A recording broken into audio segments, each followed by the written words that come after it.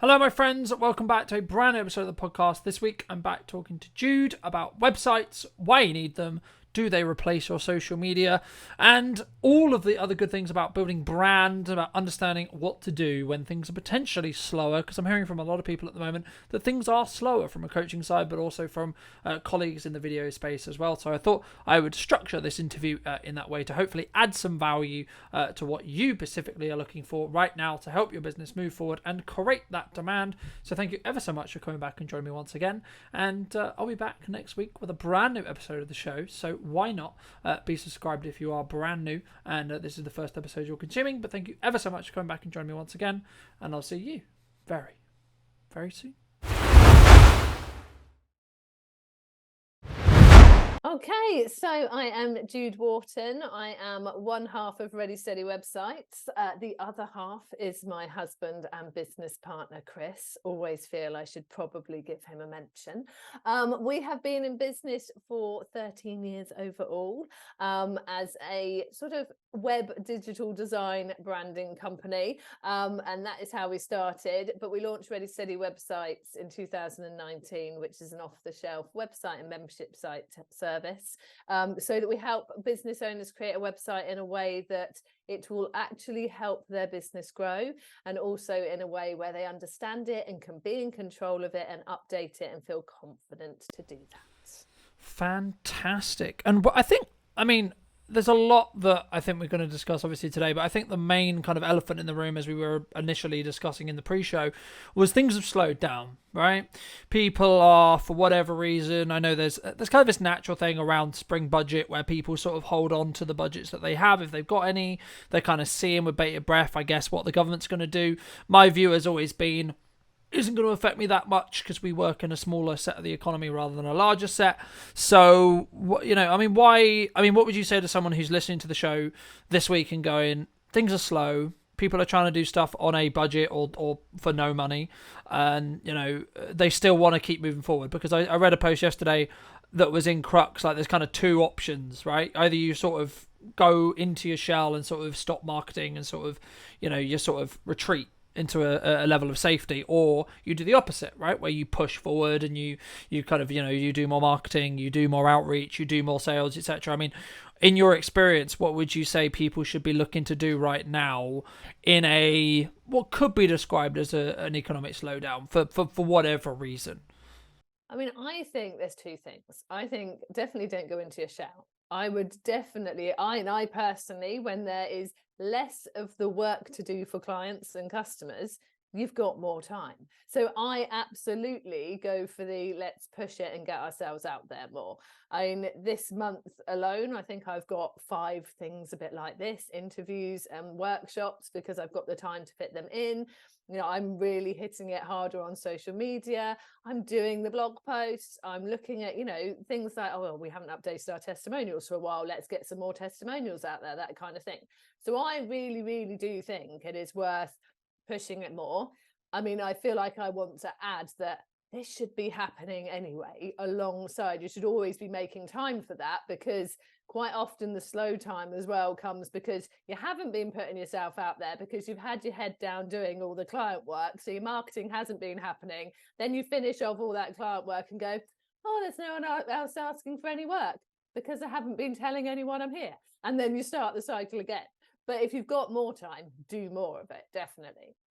I also think that, and we've done this recently as well, that we've used the time to check back in with current clients, to check back in with past clients, just to remind them we're here, just to see if they'd like a call, if there's anything that they want to have a chat about at the moment.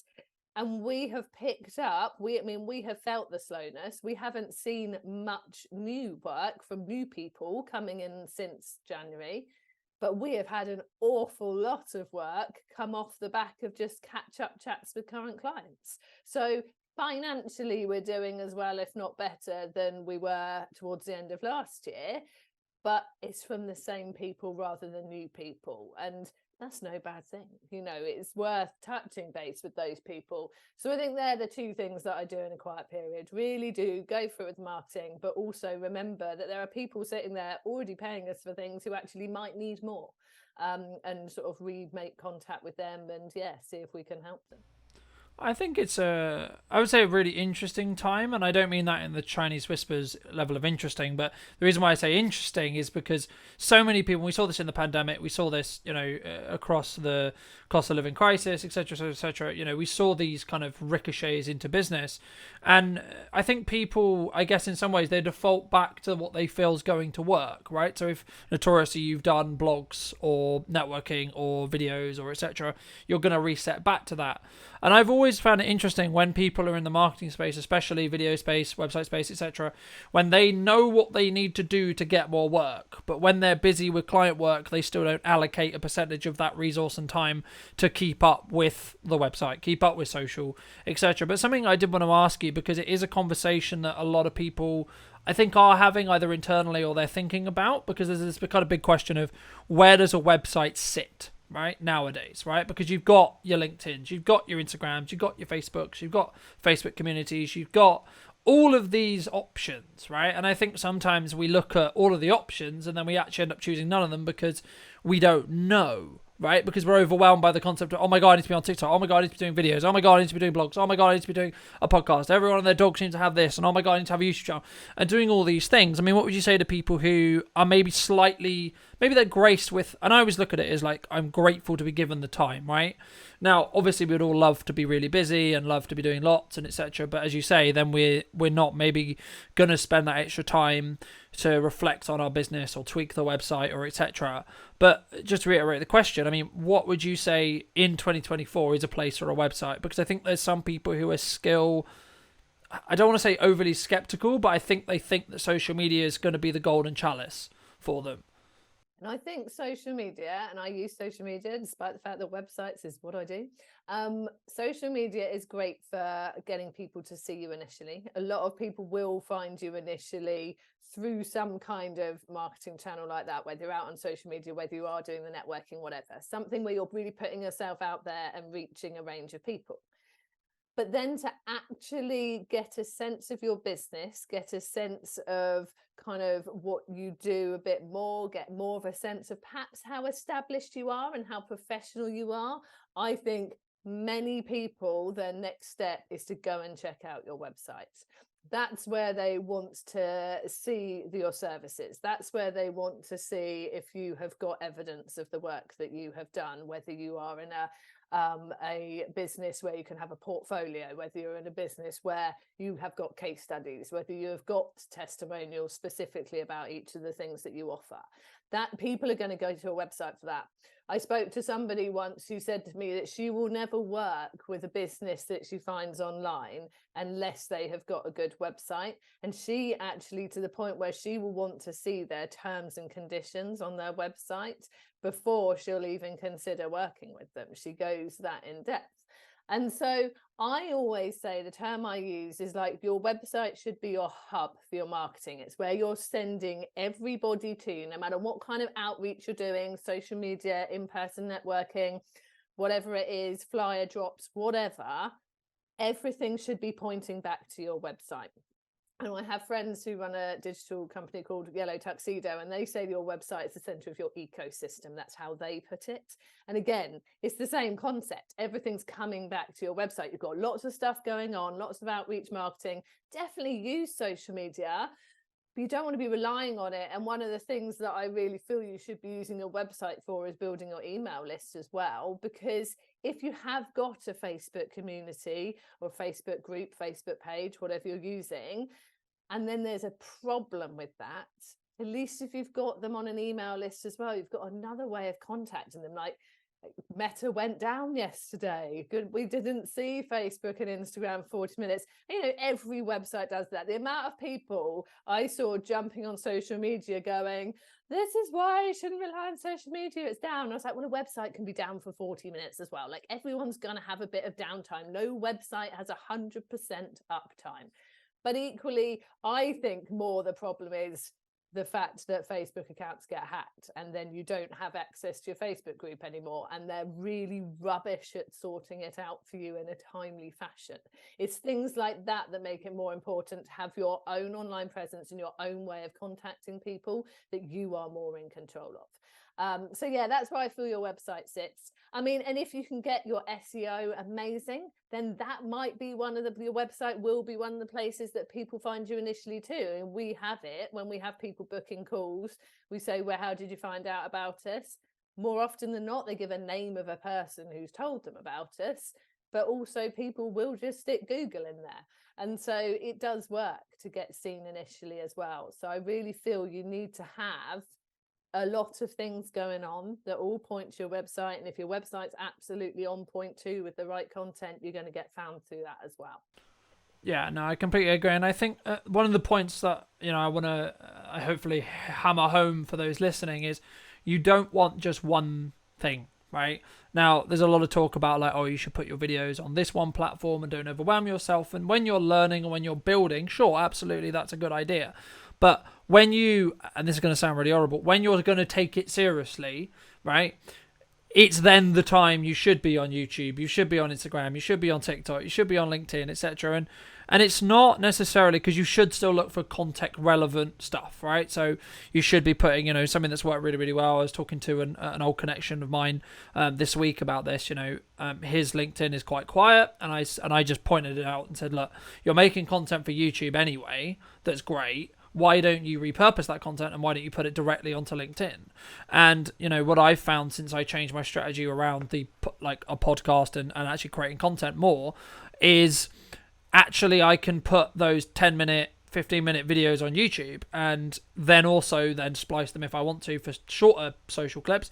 But the main key thing that I've really seen actually convert for clients or potential clients or getting me more calls, which is why we do all this marketing stuff in the first place, is actually putting those longer form videos on LinkedIn directly, because it's going directly to the people I want to show my face, my brand, what I do, how I do it to, in combination with stuff like this, where obviously I can educate potentially or entertain or both, in that regard. But I think another level, and it's all I think to an extent about resources, because I know when we first met and we first had a conversation about it, I was always a bit like, I know my website needs updated, and I feel like that's kind of in some ways, I guess that's kind of what happens in a busy business, right? Someone who's busy and running the business or etc. And there's obviously life gets in the way sometimes. I was alluding to the fact that this podcast will go out this week because I just haven't had the chance to pre record stuff for 1,000 reasons, and that's okay sometimes. I think we have to be it's quite cautious. We have to be quite cautious with ourselves for our own mental health to go, yes, I'm going to stick to a schedule, but also understand that sometimes life will get in the way. But the crux of the question I wanted to ask you is, for those people who are maybe in my position who, like, the website's been on their to-do list to update for however long, right? And I imagine, as I say, this is very common. What would you suggest people do? Because yeah, it's all very well and good having a website, but I always kind of feel like maybe my website could be utilized more. Now, of course, using this slow time might be a way to prioritize the website, but is there like any tricks or etc., or like, do you build habits? Like, how do you tackle it personally for your website, or when you're, because I think it's that balance sometimes, isn't it? Because obviously I could then hire someone to do it, but then do I have the cash flow to do it? Is it etc.? So how do we sort of navigate that, update the website, I guess, reality for a lot of businesses that maybe, I guess in some ways in crux, it's not a priority for them. I don't know, but in your experience, is it not a priority? What's the, I'm trying to gauge like what's the hurdle, because for me, I'm like, I know what my social stuff's working, but I kind of feel semi-guilty that I'm not updating the website as much as I should as well. I think it should be a priority personally, because like I said earlier, I know there are people who will see you on social media and your next thing will be to go to your website to check you out. And therefore, if your website is so bad it's letting you down, it really needs to be a priority. But if you're saying you haven't updated your website for a while, but actually the content on it is right, it's talking about the right things for what you offer, and actually it looks nice when you get there, but you're just aware that you haven't put anything on it for a while, then I think it's still worth adding some new content, because it will help with Google remembering it's there. So if people do go and search for what you do, it's more likely to come up. But there are some really quick wins that you can do with updating a website. And I think one of the things that people notice, if they come to your website once And then they go and have a look at a few other people that do similar to you. They're doing their research as to who they want to use. They come back to your website again. If in that period of time a new testimonial has gone on there, which is really simple, that's someone else who's written it for you. You've literally just got to copy and paste into the right bit on your website and make it look nice. It shows them that's a new piece of work that someone's talking about that wasn't on there before. And just little things like that, they're little convincers to get people to get in contact with you, are worth doing.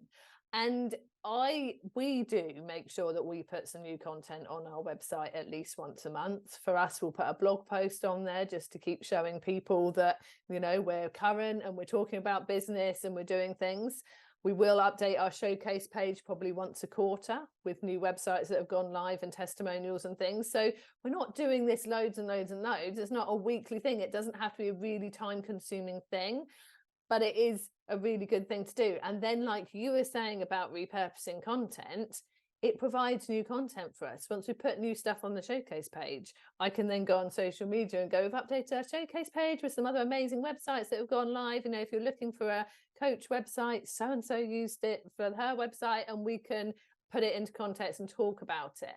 And again, blog posts, obviously put them on your website. It's great to talk about on LinkedIn and all the other social platforms.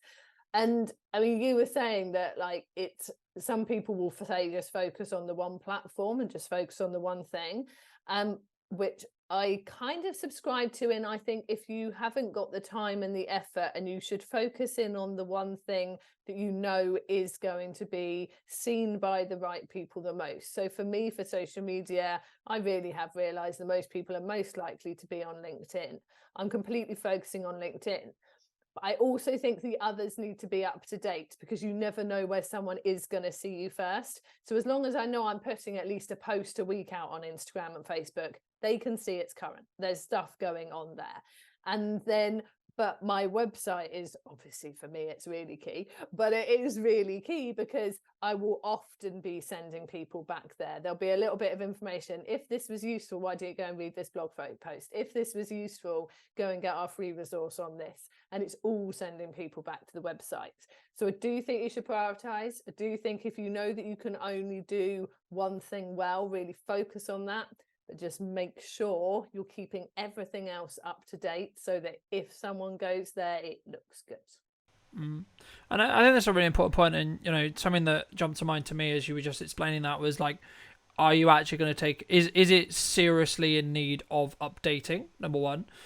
And then number two, if it's not, how serious are you taking it as a stream of interest or marketing for your business, right? And I think, for me, as I said, you know, in our first one-to-one call, I mean, like, for me, the website's great to have and it's useful within reason.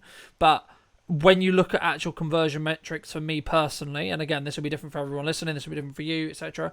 Like, the conversion rate on LinkedIn focus has really changed. Like, me putting a lot of effort and energy into LinkedIn has actually converted arguably more than some of the other stuff I'm doing. And that doesn't mean I'm going to neglect the website and I shouldn't be doing it. But it's about, I think sometimes when you change stuff up and when you look at what's working, you need to, in some ways, prioritize, but also take yourself seriously. And when I coach people, I also ask, well, what's your context around that, right? So obviously in a coaching session, I can go into more depth personally, but, you know, it could be, you know, have you just moved offices? Have you just moved house? Have you just had a change in circumstance, relationship, or housing wise, or whatever, right? Have you had a life event outside of the business that's either eaten up a lot of time, energy, and resources from you personally, or has just taken up a block of time that you can't then spend working on the business?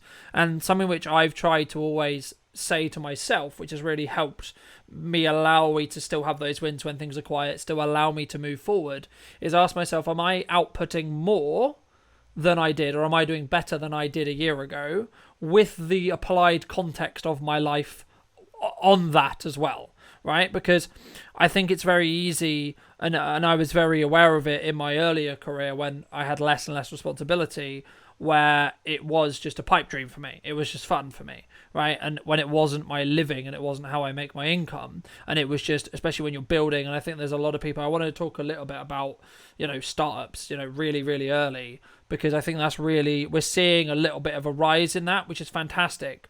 but it is very intimidating, and one of the roots of the podcast for me was to help educate those people. So we will go on to those. But I think when you're in that scenario and it's maybe a side thing for you, or it's maybe like a hobbyist thing that pays you, then you can treat it differently to if it's your bread and butter. And if it's how it's like, I guess for me, it's the gauge of how serious you need to take it with that context applied. I mean, what would you say to people who because you obviously had a moment where the business became your day job, right?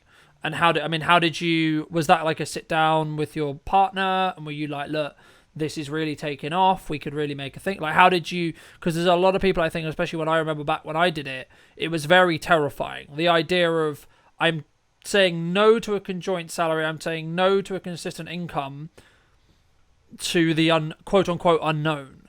Yeah. How does someone go about doing that? How does like someone build up the courage to do that? What thought process did you personally go through when making that leap?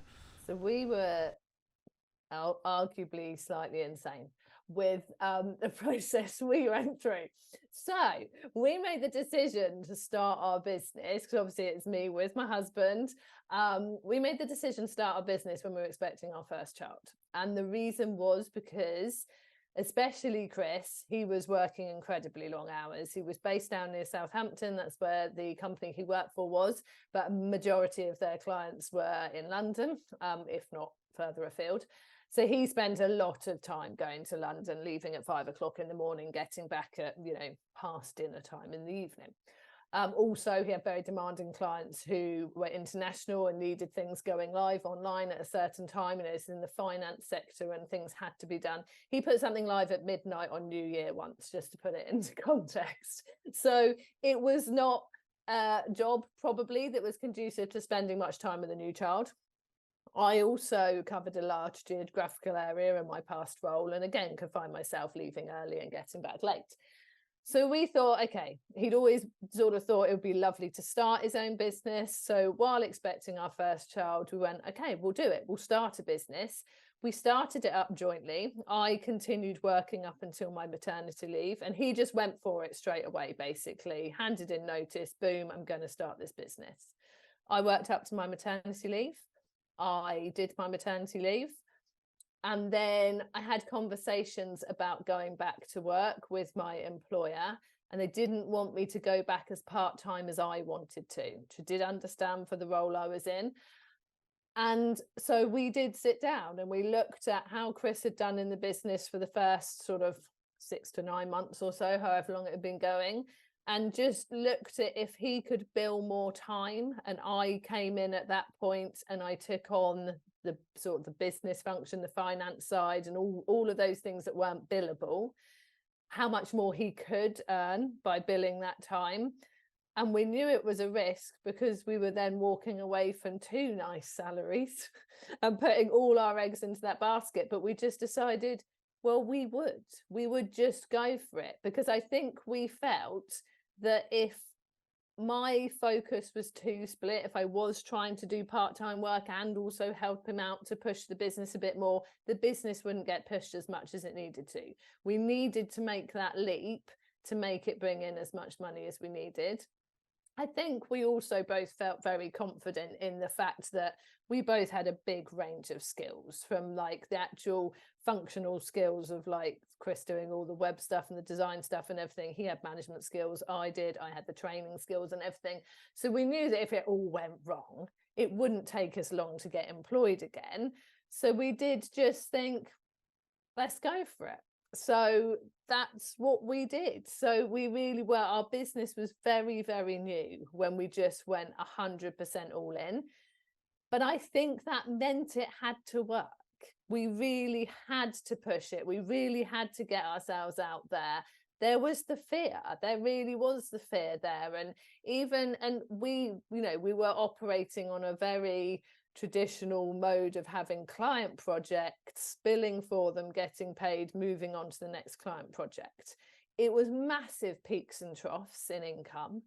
And one of the troughs after we'd been in business for a couple of years took us down to the point of, if something doesn't come in now, we have 1 month left of money to live on, and it will be, then we're stuffed. But fortunately, we had already started working on building up a passive income at that point through selling WordPress themes. And that month that we were like, this is the last one, we sold a hell of a lot of themes that month and got a massive injection of cash. And from that point onwards, it's worked. And from that point onwards, we've continued looking at the passive income. We put in Ready Steady Websites, which is a recurring income model, and it's got better and better for us. But yeah, we took a leap of faith. And I know not everyone would do that, especially not with a new baby. But I don't know. Perhaps our brains were addled by being new parents and having no sleep, but we thought that was the thing to do.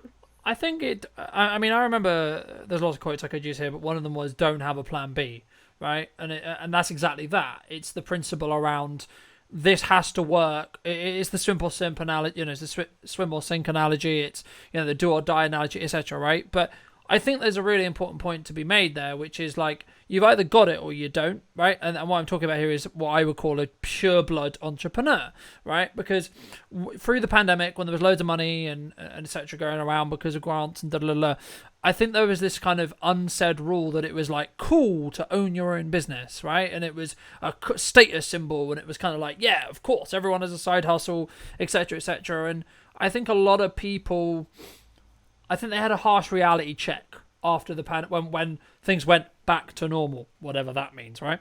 And I think for me, that's what your story, and the reason why I didn't want to interrupt you is because it's a key example of like the timing is not perfect to launch a business. If you look at anyone who potentially has launched a business, they would say your timing was not perfect, right?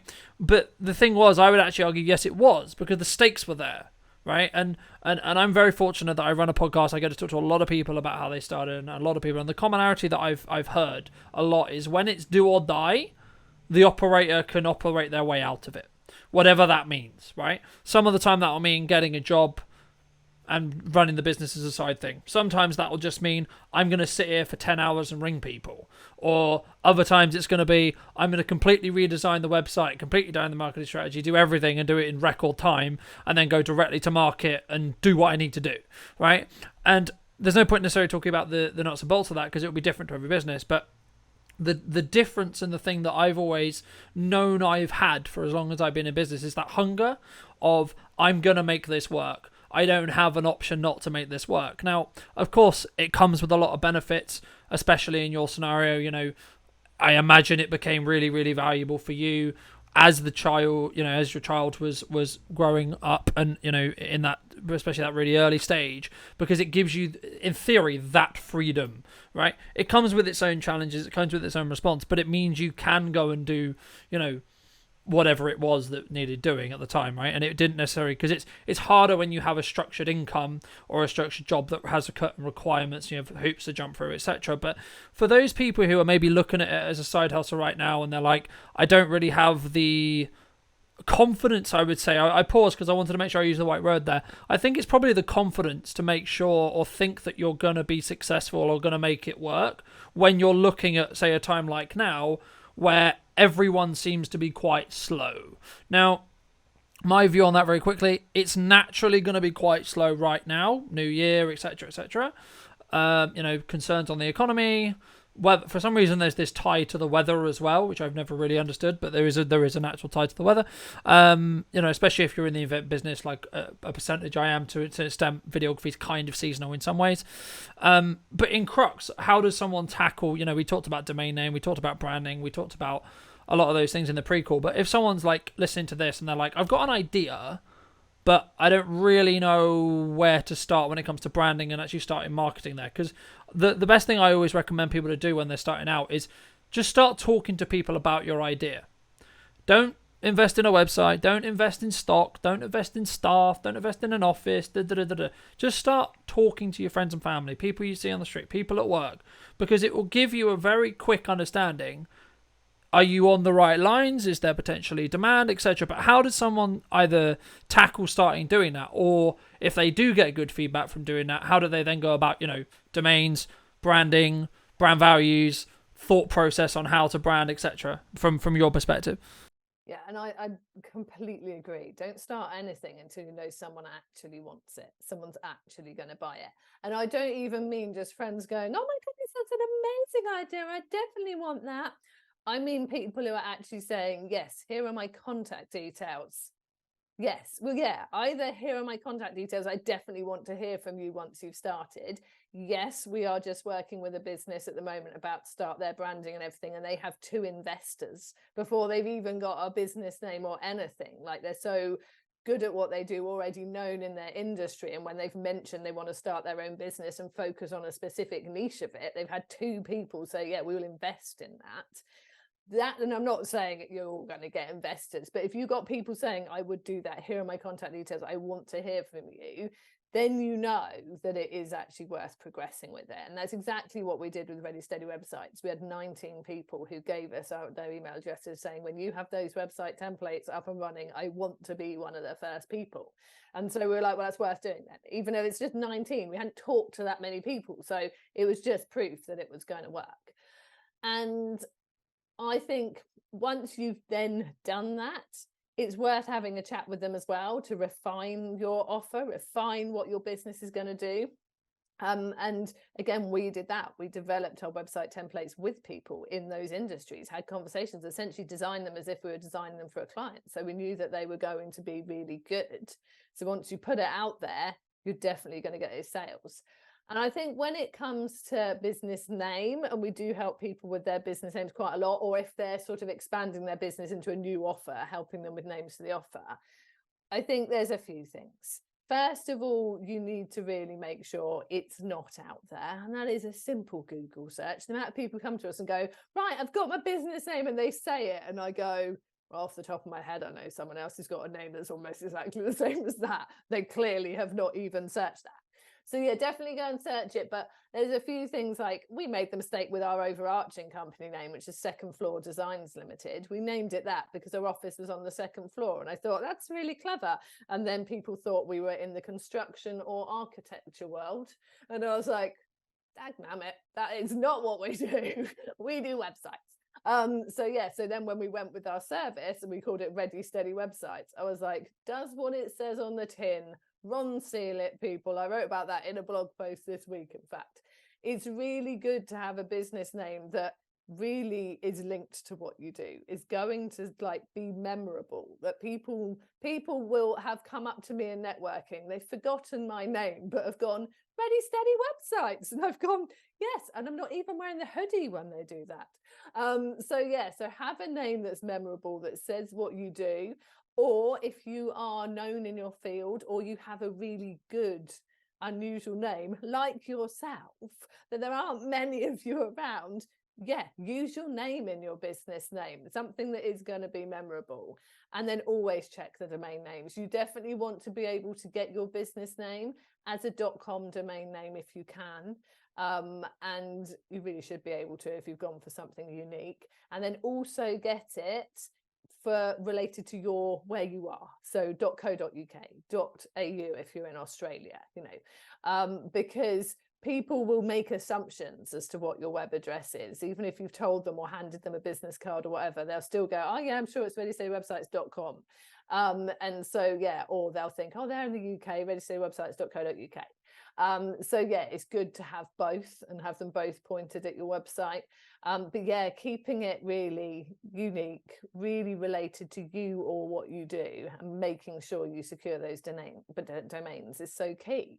And then once you've got that name, that's when you can start thinking, yeah, well, what do I want to convey with my brand? Work with a brand designer to do that.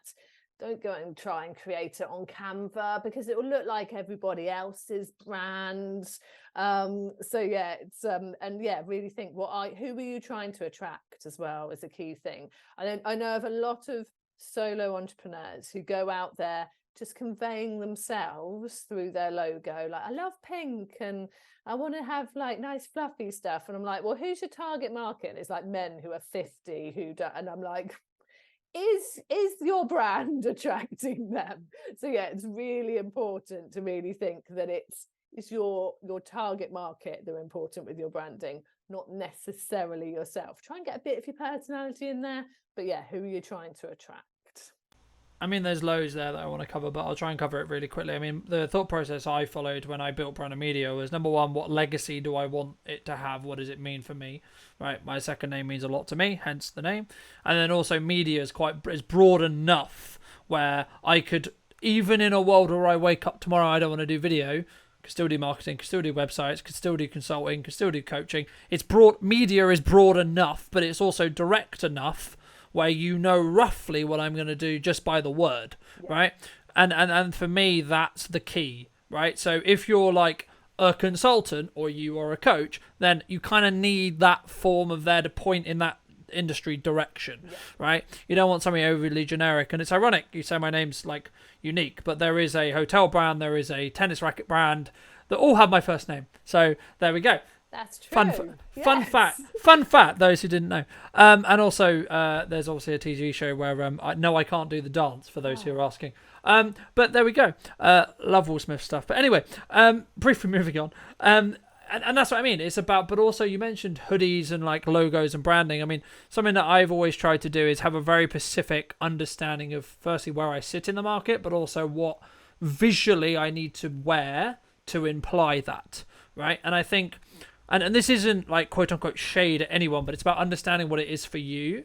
And then also I hate using a buzzword, but what's authentic to you as well, right? Things like, are you going to swear? Are you not going to swear? Right? How are you? And for me, you have to kind of balance it between what's authentic to you and what you're okay with and who you're okay with alienating. And then, as you say, what's going to synergize with who you want to talk to, and find that, it's going to sound horrible, but find that nice middle ground. Right? Because the problem is if you go to, I'm talking to my client, you then have to put a mask on and a persona on whenever you speak to clients. And I always think that's kind of difficult or risky, or I wouldn't personally want to live like that, because I would rather be me and for clients to accept it to be me, especially as a lot of my business specifically is personal brand led. Hence why my profile picture on the business pages is me, etc. Hence why I'm the face of the content, etc., etc., etc. And that's, I think, the power, because I built Colton, known as the video guy, before Brunton Media, right? As in, that's what actually people would know, right? And I then was able to pull Brunton Media up with that personal brand. But the next question I wanted to touch on was like that interplay. As a business that's two people, because I've always done it because it's me, right? So Brunton Media is me. That was quite easy. It was just like, okay, I'm the face of the content. Sure, other people work with me. Sure, I work with contractors. Sure, I work with editors. Sure, I work with other videographers. But people choose me and my ethos and how I tackle a project. That's why they hire me. So it was quite easy for me. It was just like, be me. Okay, cool, I'll attract the right people. But how did you guys, when you looked at your own branding, because there's two of you, how do you navigate the differences in personal branding? And or, because I think there'll be a percentage of people who are listening who are maybe in your position where they want to go in with their partner or their wife, etc., or they're going in with a business partner, and or the other way, they're more solo side in my regard, and should they lean into their personal brand more than necessarily the more corporate-esque brand? What do you think? I think we have quite a balance. So we go out there under our brand name of Ready Steady Websites. You know, our social media is all Ready Steady Websites, from like Instagram, Facebook, and that kind of thing. We barely post personally on any of those. LinkedIn, I feel it's important for us to go on. We have got a Ready Steady Websites page, but we don't touch it. We're both on LinkedIn as us. And I think because we've both built up our own contacts and different networking and everything. I think, obviously, I mean, we've been together as a couple for 24 years and in business for 13 years. So there's obviously a synergy between us. And I think we are quite similar in our approach and the point of view of, you know, we are happy and kind, and like we have a nice friendly approach in our business. That's sort of the way we take things. We're very different. I do much more of this, blah blah blah blah blah, this is me, chat chat chat, silly, whereas Chris actually comes across much quieter on initially, but equally he is very silly as well. And so the silliness does come in a lot when we're like working with our clients, and that's like they see that and that side of things. So yeah, we put ourselves out there as a business. We are very much both seen in the business, though. We run lots of workshops and things like that together. Um, but I think it works for us, and we have very much branded, like if you go to our website or see our landing page for a workshop or something like that, it's the two of us together in photos. And we do present together, but people are used to seeing us apart as well. I don't know, we've just sort of gone naturally with what feels right for us with our skill sets, and we do match quite often. Quite often I'll look at him in the morning and go, Chris, I'm also wearing a long sleeve navy top and jeans. We don't even need to talk about it now. We're very coordinated, and it just sort of, it happens. And we have found ourselves weirdly working with a lot of other husband and wife teams as well. So we're attracted to each other. Like, and I mentioned Yellow Tuxedo briefly earlier. You know, we've done lots of workshops for them. They send lots of clients our way. There's another couple called Ken and Mary who are the Humble Penny, and they're actually like in the finance world, but they've helped people with creating recurring income. They send people our way for their membership sites. And so yeah, we sort of find ourselves in that world. And I think that must be part of our personal brand that has made that happen, made those other husband and wife couples come to us. And even husband and wives who have separate businesses, we end up working with both of them to create their websites because one tells the other. And but yeah, I don't know. I think with us, it's just, we didn't go out to be a personal brand. We went out there as Second Floor Designs Limited, which then came into Ready Steady Websites. And I think it just has sort of naturally happened that we found ourselves doing more of this kind of thing. So we are out there more as the face of the business, and it works. You know, we belong to a networking space, and people come up to us now and go, how are the Whartons? And it's like, yeah, we are a thing together, and we are that brand together. And yeah, but we never went out to be a personal brand. It's just sort of come about naturally, I think that's the power though of personal branding, right? We talk about it in like a I want to put a label on it term, but what we're saying is what's your personality. And that's what I mean by being authentic with it. And you know, for me, and I know I don't look, I'm quite a, you could argue I'm quite a polarizing figure because I have an opinion or I swear, right? Sure, fine. But again, in the same way, that's who I am. Right, I am quite boisterous. I am quite out of the box, and that's going to turn off some clients. It's going to turn on some others. Right, people work with me because they want that approach. Some people choose not to work with because they don't want that approach. Right, the job of my marketing, in my view, is to filter those people. Right, and the same with any marketing, because I think if you don't, for me, and I could quote loads here, but I'll save the time. You know, it's about, I think for me, being authentic to the people that are going to synergize in value, as in the values which you hold. And that's what it sounds like both you and your husband have, which is you both sing, because it ends up, basically, you end up singing from the same hymn sheet without having to consult a hymn sheet, because you're just saying, yeah, this is who we are. But also by proxy in saying this is who we are, you're also saying this is not who we are on the other side of that. And I think especially when I was starting out in business, I was worried and concerned to an extent that I would alienate the clients that arguably wouldn't want to work with me anyway. But I was like, oh no, I'm, because you're so, I guess in some ways you're so concerned about making money because it's your income, right? It's your job. It's the thing that you keep the lights on with, that you don't want to piss off any potential work at the beginning, right? But how do you guys deal with like, oh, actually, you're not really the right fit for us, or it's, though that kind of line of questioning? I mean, has it been a journey? Has it been an issue? Because I think that's, for me, that's the key right now. Because there's going to be people, I think, unfortunately, that potentially will take on, and if you have to, it's what you got to do. But I think sometimes we take on jobs that are bad for us long term, just to fix a short-term cash flow, when if we had stayed to our guns for maybe another week, the right person would have come in and that project would have fixed the hole in cash that we needed, but also been a lot less of a headache. Yeah.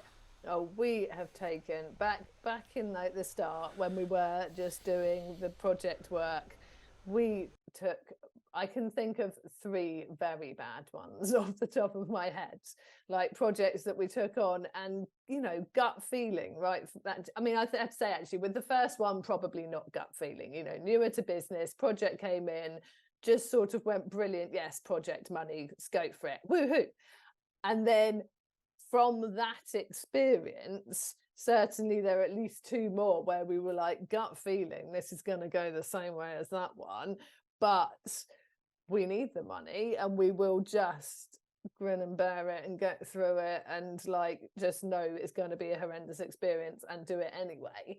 Then we got to the point where we didn't feel confident enough to actually say to someone, you're not the right fit for us. And so we try and price ourselves out of jobs, thinking, well, if we quote this much, this is ridiculous. They'll never work with us. And we've solved the problem while being nice. And then one of those had a lot of money. And then we still ended up working with them and went, well, perhaps it'll be all right. Perhaps it'll be worth it working for them for that much money. And then by the end of it went, yeah, no, still not worth it, not doing that again. And now we are, I think, I don't know if it's the years in business. I don't know if it's because of our business model now, and we know we don't need, we are so lucky now that the recurring income does what we need. Any projects we take on top of that, we literally will just take the ones that we think are really right for us. And so we will say now, like, either no, we're not taking on any projects at the moment, like, thank you, but no thank you, or we will say it's not the kind of project we take on, we purely focus on this, this and this. And we might say, you know, it might be worth you chatting to so and try and be helpful and send them off to someone else. But we don't do that if we feel they're going to be a horrendous client, because we don't want to pass them on to anyone else we know and like. So yeah, so we are much better now at just saying, no, it's not the right project for us, but thanks for thinking of us. But it's really hard at the start because you, like you said, you do need the money. It is paying your bills, it is keeping a roof over your head. So you are going to say yes. But yeah, no, we have, and it has just come with confidence and with financial security. I think that we feel able just to go, sorry, that's not right for us. But it took a while. It really did. And I think, that's the main, takeaway, and we're at times, I think, just wrap up soon, but I think the main takeaway for me is, like, if you don't have that confidence, try and build yourself to that confidence. I'm very frank in my marketing and how I operate. So for me, that's very simple. I just tell clients, I'm like, look, I don't think we're the best fit for you. Look, this is how I would suggest you fix the problem, but I know we're not the best provider for that solution.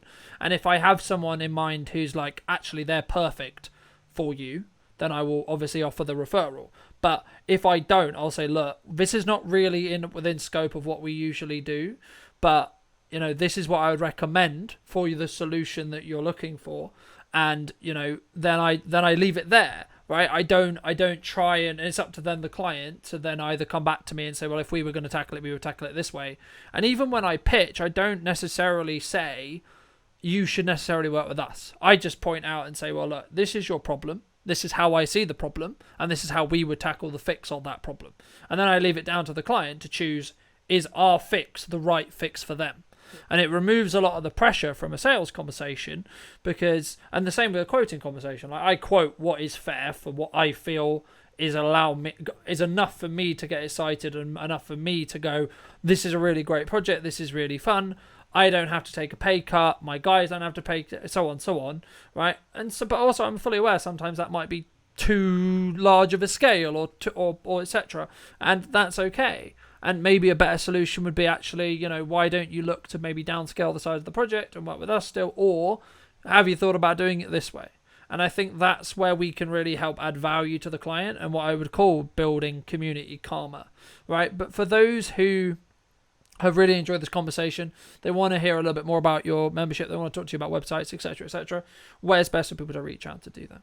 Well, obviously, the best place is to come to our website, which is readysteadywebsites.com. But I am on LinkedIn as Jude Wharton, and I do a lot on there. If people want to come and connect and chat and get to know me a bit more, that's fab. And yeah, We're on Instagram and Facebook as well as Ready Steady websites. But yeah, the website or LinkedIn are probably the best two places. Fantastic. And for those who are still listening to this conversation, what final piece of advice, if you're going to give advice, would you give to them moving forward through this slow period that could be weeks, could be months, could be etc. We don't know. Who knows? I really think I would say that you need to look at the platform that is attracting the most people, really put some time and effort into that, making sure that your profile is looking great, making sure that you are linking back to your website, and then do go and do a little review of your website, cast a critical eye over it. See, is there anything on there that could be leading to the slow period? Are people visiting your website, seeing it, and then realizing, yeah, no, this person's not on it?